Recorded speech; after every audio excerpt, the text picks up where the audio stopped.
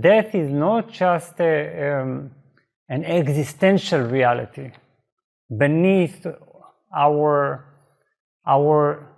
every experience, beneath our every moment. Death is also when things disappear or experiences come to an end, relationships die away. Something that I've gotten used to.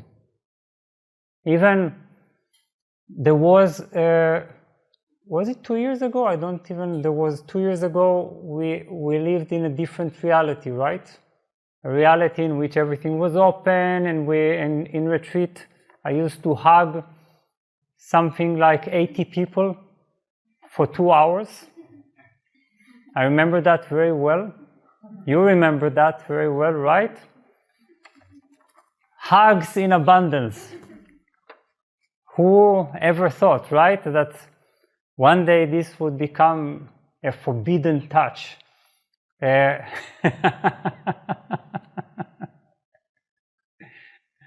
Something that you need to consider, even a handshake. So, and this is a reality that died. Perhaps it doesn't mean that it will not return, but it is also a form of death. Death is anything that I'm used to, and a situation that I have fixed in my mind as permanent, as eternal, you see? This is how the brain works. Whatever it finds pleasure in, whatever it likes, it wants to keep in a fixed, permanent state, immovable. It wants to make the movable immovable. It doesn't want it to die.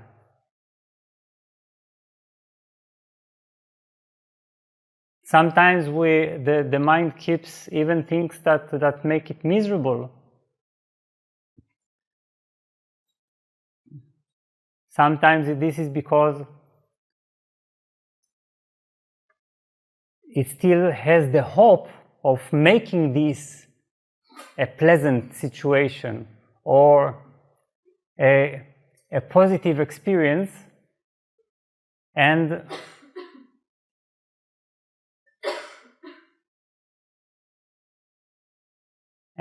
to that hope it clings very strongly. So it fixes the situation in the hope that investing in it would be beneficial in the future. Or that it has gotten used to a certain form of suffering and it wants to keep it because it is at least familiar, you see? In short, what we do is that we don't want things that are pleasurable, that we associate with joy, to die. We don't like death, you see? Some people, on the other hand, are addicted to death, to creating death, to causing death, in the sense that they, for their own insecurity, for their own fear of commitment, of fixing things, stabilizing things, they keep stopping things before they get a chance to become established. Do you understand? You kill it before it kills you. You make sure that you don't stabilize anything, and you call it non-attachment. So that's another form. So some people seem to like death. Some people don't like death, but both share the same thing. They all don't like death.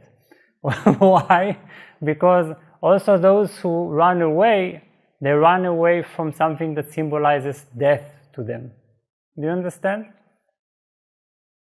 Something that is fixed is associated in their mind with death, with the ending of something that is more precious to them. Their own freedom, their own, this is what they want to fix. So whatever it is, we don't like death. And we cling to our relationships, and we cling to our workplaces, and we cling to our family very strongly, because family is the only one fixed, one reliable structure that you can always return to. You can always trust it. Family is the axis around which your life revolves and transcends life, transcends death. It is really the best. So I'm not talking against families. I'm just saying that what we make of them, because of our insecurity, our fear of life's instability, of death, we keep trying to cling to structures that mostly satisfy our minds. You see, these are images that we want to nurture, to keep forever. And this can happen, by the way, even if I have a girlfriend for 2 weeks. Already for 2 weeks, I can envelop myself around this experience and want to make it, to fix it, and already get attached to it. And this is why even after 2 weeks relationship, I can feel that I'm going to die if this ends. We are so quick to attach because we don't attach to people. It is our insecurity that projects on relationships a fixed state. We are so insecure, so fearful, so afraid of death.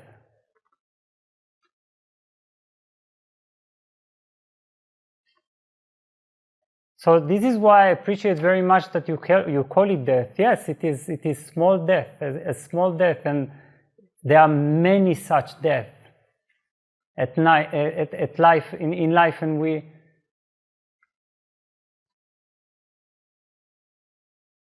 and they are all preparations for the big death, you see. Because then there is the death in which everything ends. Not some of your relationships, not a certain structure, not someone close to you dies. It's not one attachment that you separate from. It is you, which means your entire planet, your entire universe is gone. And we need to practice with small attachments, with small possessions, with small experiences. Small death can also take place when, I don't know, I have a strong spiritual experience. The spiritual experience is astonishing. I'm experiencing such heights, and finally I know, I understand everything, and then it's gone. I'm starting to feel it, how it is fading away, and that's it. Back to normal. Some people I know, they speak of a certain spiritual experience for 20, 30 years. With such longing, with such always wanting to return to it. Never, we don't like death.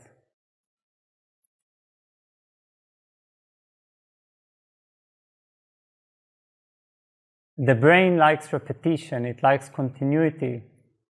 It likes what it calls life, which is the permanency of those things that we want to keep permanent, and the impermanence of those things that we don't want to keep permanent. So, so that's how it goes.